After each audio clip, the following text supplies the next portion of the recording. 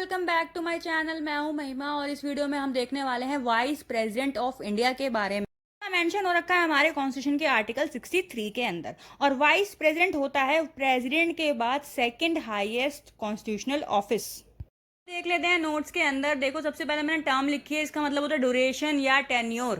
तो vice president का जो टेन्योर होता है वो होता है 5 ईयर्स, मींस 5 साल के लिए इसका इलेक्शन किया जाता है। और क्वालिफिकेशन में क्या आएगा? क्वालिफिकेशन में हमारा पहला पॉइंट है he must be citizen of India, means वह भारत का नागरिक होना चाहिए। Second point, he must be over 35 years of age, means 35 साल से ज्यादा की आयु होनी चाहिए। Next point, he must not hold any office of profit under union and state और under any local authority, means उसके पास कोई अलग से पहले से कोई जॉब नहीं होनी चाहिए, कोई दूसरा आय का साधन नहीं होना चाहिए। काफी बार लोगों के पास पहले से जॉब होती है, गवर्नमेंट जॉब मान लो या कोई भी, तो अगर वह वाइस प्रेसिडेंट बनने जा रहे हैं तो उन्हें उससे इस्तीफा देना पड़ता है, क्योंकि भाई यहाँ पे ऑलरेडी इनसे दो काम कराए जाने वाले हैं। क्योंकि वाइस प्रेसिडेंट के साथ साथ इनको कार्यभार मिलता है राज्यसभा के चेयरमैन होने का भी। नेक्स्ट पॉइंट क्या है? He must be qualified to become a member of Rajya Sabha.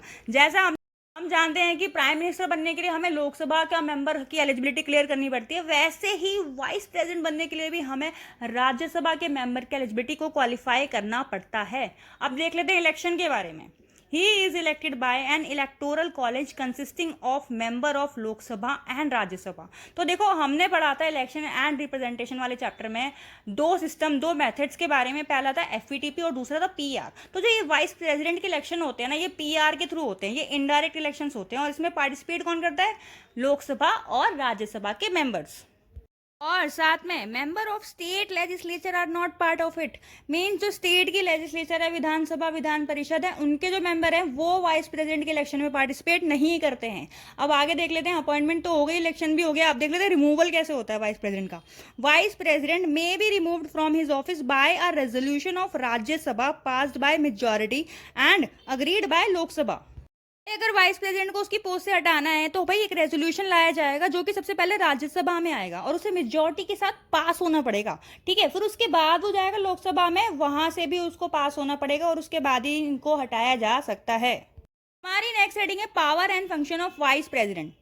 तो वाइस प्रेसिडेंट के कार्य और शक्तियां क्या हैं? पहला पॉइंट बनेगा the vice president of India is ex officio chairman of Rajya Sabha. अभी थोड़ी देर पहले मैंने बताया कि राज्यसभा का चेयरमैन होता है वाइस प्रेसिडेंट, वह डबल ड्यूटी करता है। नेक्स्ट पॉइंट है he takes over office of president when there is vacancy by the reason of death, resignation, removal by impeachment. तो जब प्रेसिडेंट अपनी पोजीशन पे नहीं होता तो उसका कार्यभार भी वाइस प्रेसिडेंट को ही संभालना पड़ता है। जैसे कि यदि अगर राष्ट्रपति की मृत्यु हो जाए या वह इस्तीफा दे दे या फिर उसको इम्पीचमेंट के द्वारा रिमूव कर दिया जाए दोनों हाउसेस से, तब उस केस में तब तक जब तक नया राष्ट्रपति नहीं आ जाता है, वाइस प्रेसिडेंट उपराष्ट्रपति उसकी पोजीशन को होल्ड करेगा। और vice president acts as president until a new president is elected. अभी वही जो मैंने बताया कि वाइस प्रेसिडेंट तब तक प्रेसिडेंट का काम करेगा जब तक कोई नया राष्ट्रपति का चुनाव नहीं हो जाता है। तो आई होप तुम लोगों को ये समझ में आया होगा। थोड़ा बहुत ये नोट्स मैंने इसलिए बनाए थे कि अगर आपको कोई 4 या 5 मार्क्स का आंसर लिखना हो, आप इस तरीके से उस आंसर की शुरुआत कर सकते हो। ये एक छोटी सी हिंट ही, ये नोट्स मैंने खुद बनाए थे अपने टाइम पे। I really hope you find it helpful. So all the best अपने आगे के एग्जाम्स के लिए भी, और जो सितंबर में एग्जाम्स होने वाले हैं टर्मिनल, उनके लिए भी। अगर अभी तक वीडियो देख रहे हो तो प्लीज़ इस वीडियो को लाइक कर दो और अपने फ्रेंड्स में शेयर कर दिया करो। आगे भी मैं पॉलिटिकल साइंस की अच्छी अच्छी वीडियोस बनाती रहूँ।